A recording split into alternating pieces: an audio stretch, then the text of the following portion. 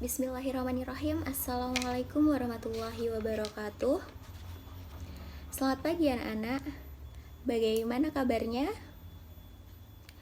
Baik, alhamdulillah ya, baik semua. Sebelum memulai pembelajaran, karena kita masih dalam kondisi pandemi, kita memulai pembelajaran dengan daring. Maka dari itu, silahkan bisa dibuka dengan doa bersama-sama. Untuk ketua kelas bisa memimpin doanya. Ya, terima kasih. Untuk selanjutnya, Bu Guru presensi dulu ya. Silahkan, karena ini via Google Meet, jangan lupa on cam, biar kelihatan semua mukanya. Baik, Ibu presensi yang pertama, Cynthia, Rafiq, Ana. Alhamdulillah semua hadir ya. Baik, selanjutnya sebelum memasuki pembelajaran kita pada siang hari ini, kira-kira anak-anak masih ingat nggak apa sih materi yang sebelumnya? Ya, materi sebelumnya itu membahas tentang masa kemunduran Islam, kemudian kerajaan-kerajaan besar Islam dan juga penyerangan Islam oleh negara Barat. Untuk materi yang selanjutnya, kita akan membahas apa kira-kira? Ada yang tahu atau enggak? Oke, belum ada yang tahu. Bu Guru ada gambar nih. Kira-kira anak-anak nanti bisa mengamati. Bu Guru share screen ya. Nah, itu kira-kira gambar apa? Ada yang tahu?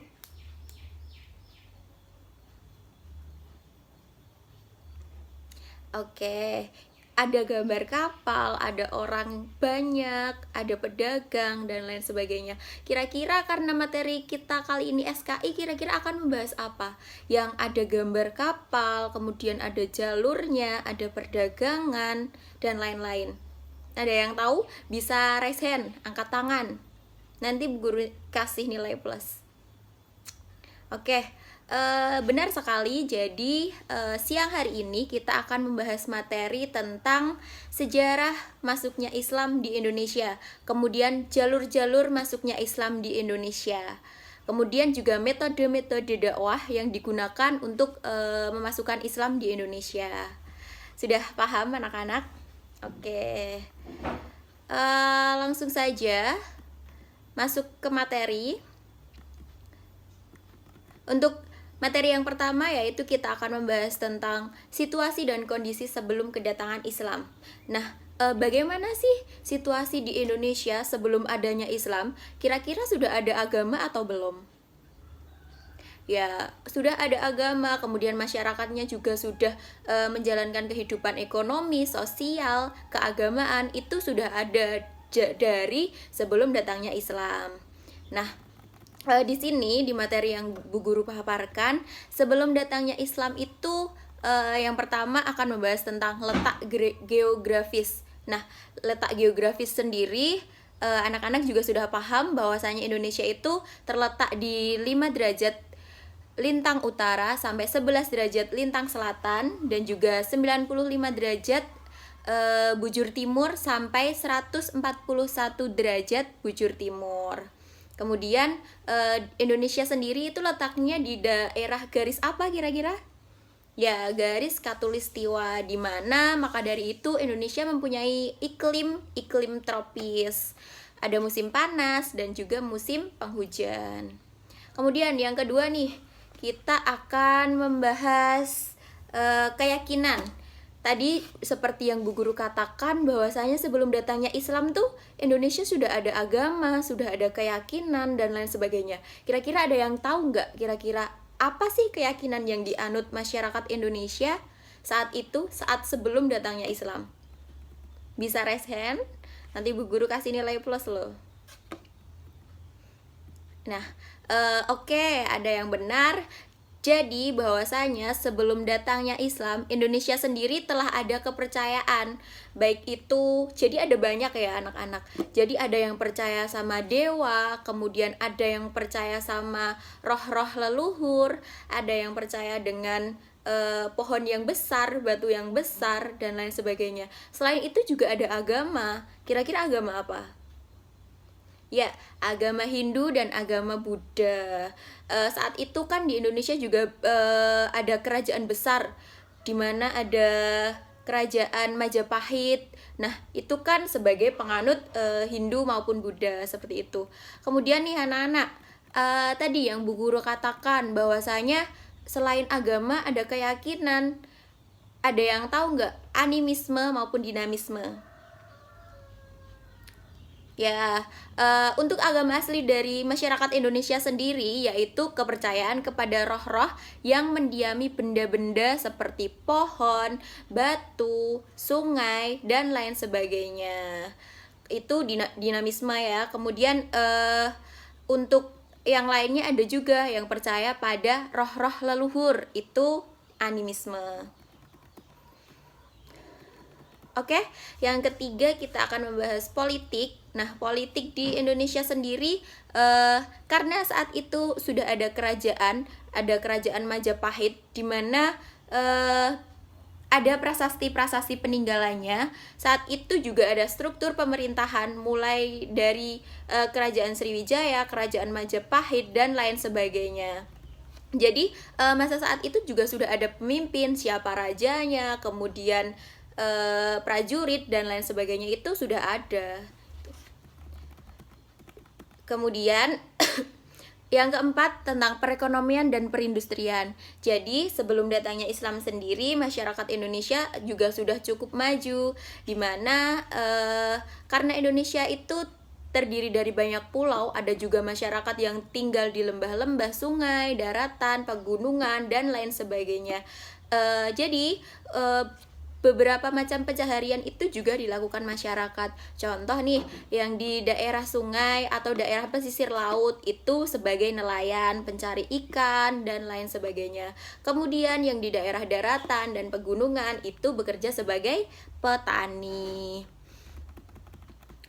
Kemudian selain sebagai nelayan, petani, saat itu masyarakat Indonesia juga mempunyai mata pencaharian lain, yaitu pedagang. Karena masa itu ada juga pedagang-pedagang asing, baik itu dari barat, dari Cina, dan lain sebagainya. Jadi mempopulerkan budaya berdagang di Indonesia itu sendiri. Oke, untuk kondisi Indonesia sebelum masuknya Islam itu sudah. Kemudian masuk di materi yang kedua, kira-kira apa? Ya, jalur masuknya Islam di Indonesia. Nah, kan ada yang tahu nggak ada berapa jalur masuknya Islam di Indonesia? Ya, ada 4. Ada 4, apa aja kira-kira? Yang pertama, ada teori India.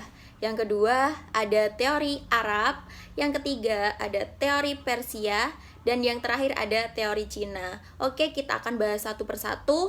Yang pertama ada jalur masuknya Islam di teori yang pertama, yaitu teori India. Nah, teori ini dikemukakan oleh Pineapple, Marquez, Fatimi, dan seorang orientalis Belanda yang meneliti bahwasanya Islam di Indonesia menyatakan bahwa Islam baru masuk ke Nusantara pada abad ke-13 Masehi yang dibawa oleh pedagang dari Cambay, Gujarat, India. Seperti itu ya. Kemudian di sini Snokhurchix juga mengembangkan teori-teorinya. Ia berpendapat bahwa ketika Islam tiba di kota pelabuhan anak benua India, banyak di antara penduduk yang beragama Islam dan tinggal di sana sebagai pedagang perantara dalam perdagangan Timur Tengah dengan Indonesia. Nah, jadi masuknya Islam via India tadi juga dibawa oleh pedagang-pedagang dari India.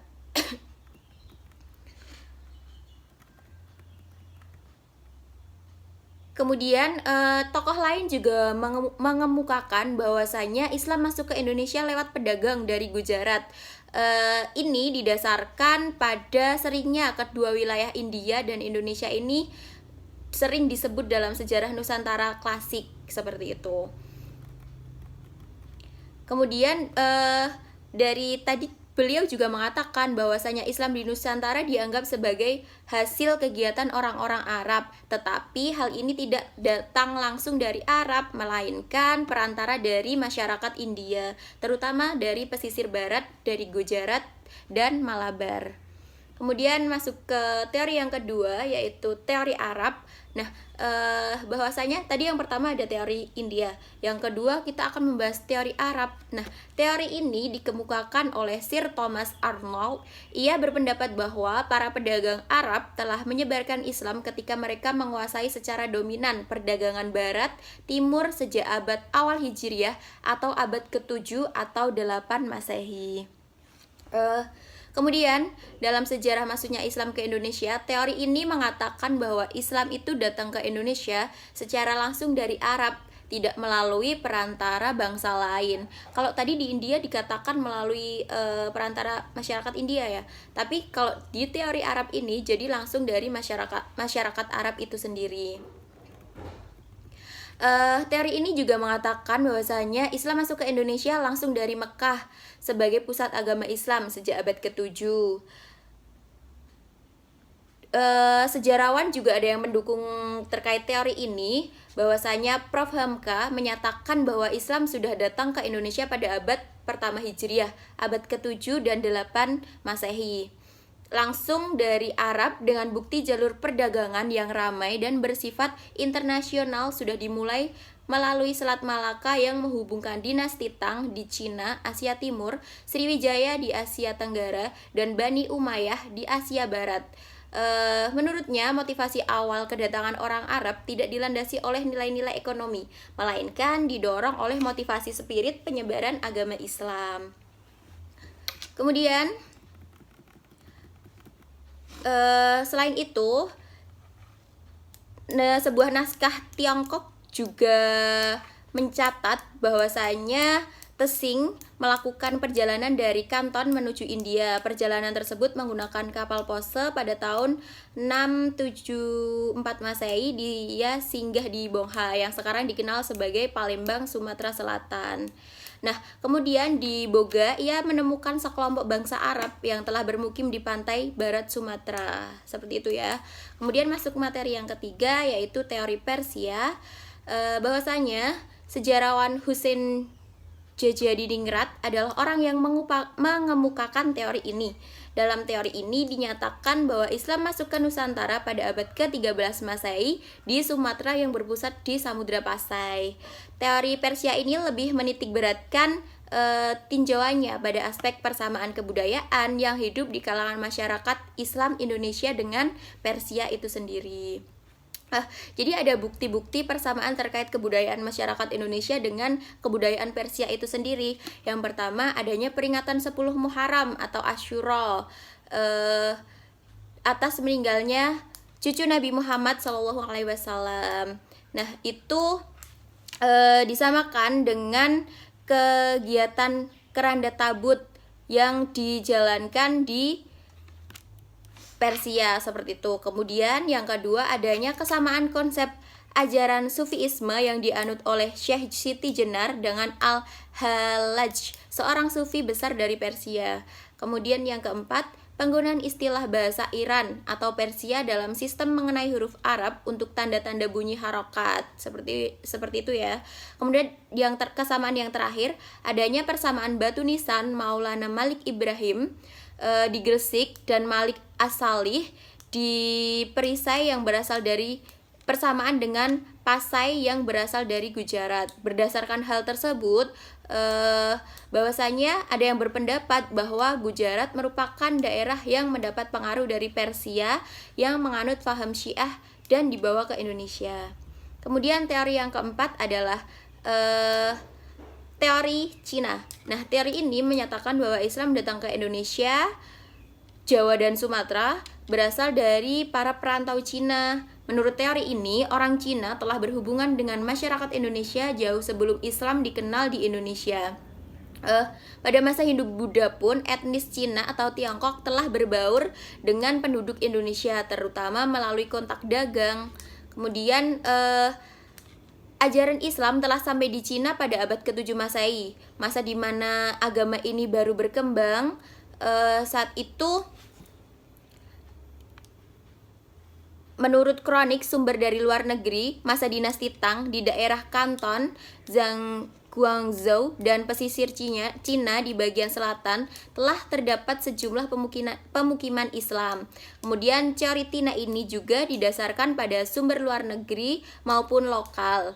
Bahkan menurut sumber sejarah lokal tersebut ditulis bahwa raja Islam pertama di Jawa, yakni Raden Fatah dan Bintoro Demak, merupakan keturunan dari Cina. Ibunya disebut berasal dari Kampa, Cina bagian selatan.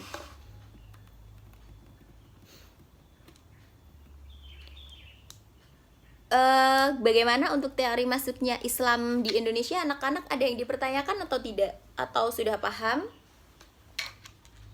Oke, kalau sudah paham kita lanjut ke materi yang ketiga, yaitu strategi dakwah Islam di Indonesia. Jadi kalau anak-anak ketahui bahwasanya Islam masuk ke Indonesia itu tidak menggunakan jalur kekerasan, kerusuhan, kemudian pemaksaan kehendak dan lain sebagainya. Tidak, justru Indonesia masyarakat keajaran Islam masuk ke masyarakat Indonesia itu dengan budaya yang halus, kemudian dengan budaya-budaya yang ada. Maka dari itu ajaran Islam saat itu sangat mudah diterima oleh masyarakat setempat. Nah, kira-kira apa sih strategi dakwah yang digunakan masa itu sehingga Islam itu mudah masuk dan mudah diterima oleh masyarakat Indonesia? Nah, Bu Guru sebutkan yang pertama itu ada jalur perdagangan.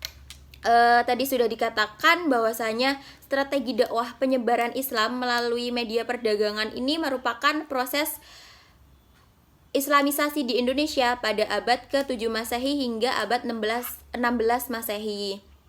Masa itu bangsa Indonesia itu kedatangan para pedagang Islam dari Arab, Persia, India, dan lain sebagainya. Nah, pedagang-pedagang tersebut selain berdagang juga mengembangkan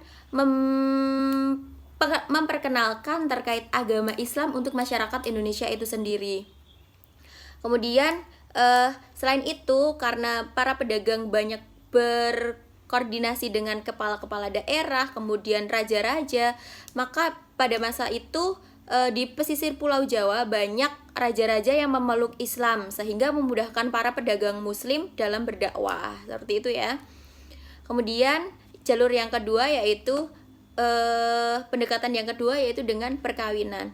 Nah, saat itu karena pedagang muslim yang masuk ke Indonesia dilihat dari segi ekonomi, mereka mempunyai status sosial yang lebih dibandingkan penduduk pribumi itu sendiri. Interaksi antara penduduk pribumi dan pedagang itu intens, jadi menyebabkan beberapa orang pun menjodohkan dari pedagang dengan penduduk pribumi. Nah, saat itu karena dalam pernikahan dari agama Islam sendiri harus mengucapkan syahadat, maka dari itu sebelum masuk Islam, sebelum melaksanakan pernikahan, baik pengantin pria maupun wanita harus mengucapkan syahadat terlebih dahulu. Kemudian yang ketiga melalui politik. Jadi karena tadi sudah ada melalui perdagangan, pernikahan, ada juga politik. Nah, proses islamisasi melalui media politik itu dilakukan secara bertahap dan berkesinambungan antara penguasa dan pemerintah. Penguasa atau rajanya masuk Islam hampir pasti menyebabkan rakyat-rakyatnya itu juga masuk Islam. Nah, selain itu ada kerajaan Islam yang melakukan penaklukan terhadap kerajaan-kerajaan non-Islam dan kemenangannya membuat masyarakat yang ditaklukkan tadi juga memeluk agama Islam seperti itu ya. Kemudian yang keempat ada jalur pendidikan. Nah, penyebaran agama Islam di Indonesia itu melalui jalur pendidikan terutama terjadi di jalur pendidikan berupa pesantren. Nah, pesantren menjadi media yang efektif dalam proses islamisasi di Indonesia. Nah, dalam pesantren selain mengajarkan ilmu agama juga keterampilan hidup yang lain. Selain itu juga menjadi tempat menempa ilmu untuk calon guru dakwah agama Islam dan lain sebagainya. Nah, untuk pesantren yang pertama dibangun adalah pesantren pada masa awal perkembangan Islam adalah pesantren yang didirikan oleh Sunan Ampel dan juga Sunan Giri yang terkenal sampai Pulau Maluku. Kemudian yang terakhir ada jalur kesenian. Nah, jadi karena tadi masyarakat Indonesia itu punya beragam budaya, kesenian dan lain sebagainya. Jadi masuknya Islam itu tidak dengan jalur kekerasan, justru memadukan budaya-budaya yang ada di Indonesia, terutama kesenian. Nah, kesenian yang paling terkenal adalah dengan mengadakan pertunjukan seni gamelan dan juga wayang. Sebagaimana yang kita ketahui bahwasanya kesenian wayang dan gamelan digunakan Wali Songo dalam mengembangkan ajaran Islam. Itu ya anak-anak, sudah paham? Oke, materi kita pada hari ini sudah cukup. Untuk yang selanjutnya, Bu Guru nanti setelah ini akan membagikan link. Karena kalian juga sudah masuk di WhatsApp group kan. Nanti Bu Guru akan membagikan link presensi hari ini. Jangan lupa di screenshot, kemudian diisi presensinya. Kemudian selain itu, Bu Guru nanti juga akan membagikan link kuis. Nanti Bu Guru insya Allah akan membagikan via Quizzes dan juga tugas harian kalian via Google Form. Jadi silahkan nanti setelah pembelajaran ini bisa aktifkan WA-nya, jangan lupa dilihat di grup. Nanti apabila ada link presensi silahkan diisi, ada link tugas silahkan segera dikerjakan. Seperti itu ya anak-anak. Oke, jadi nanti di akhir sesi Bu Guru akan membagikan link quizzes, di mana itu nanti berisi beberapa kuis dan akan ada ranking-rankingnya. Nah, nanti kita kerjakan bersama dan yang mendapat peringkat 1 nanti akan dapat hadiah dari Bu Guru. Cukup? Sudah paham ya anak-anak? Oke, baik. Karena pembelajaran kita kali ini sudah selesai, mungkin cukup sekian dari Bu Guru. Oh iya, ada tugas untuk anak-anak. Jangan lupa, yang pertama tugas kelompok. Untuk kelompok silahkan, karena ini terdiri 20 orang siswa, nanti silahkan dibagi menjadi 4. Bisa di list di grup ya nanti. Kemudian bersama kelompok kalian buatlah sebuah makalah yang membahas tentang proses masuknya Islam di Indonesia. Silahkan dibuat dengan sebaik mungkin, disiapkan dengan sebaik mungkin untuk minggu depan kita presentasikan, gitu ya. Untuk teman-teman yang lain, nanti apabila ada yang presentasi bisa menanggapi, bisa menambahkan, bertanya, dan lain sebagainya. Kemudian yang kedua ada tugas individu. Nanti Bu Guru akan berikan Word berisi tentang tabel, itu ada nomor, nama teori, dan nama tokoh. Nanti tugasnya yaitu ceritakan tentang jalur masuknya Islam di Indonesia dari berbagai teori, lalu carilah tokoh-tokoh yang mendukung teori tersebut. Gitu ya anak-anak, sudah paham? Oke, yang terakhir kita akhiri. Jangan lupa untuk materi kedepannya yaitu membahas tentang apa, kira-kira ada yang tahu? Ya, membahas tentang Wali Songo. Silahkan jangan lupa dipelajari. Setelah nanti presentasi dari kelompok, kita juga akan menyinggung sedikit tentang materi Wali Songo. Seperti itu ya. Mungkin itu cukup dari Bu Guru. Apabila banyak salah kata, Bu Guru mohon maaf yang sebesar-besarnya. Sekian. Wassalamualaikum warahmatullahi wabarakatuh.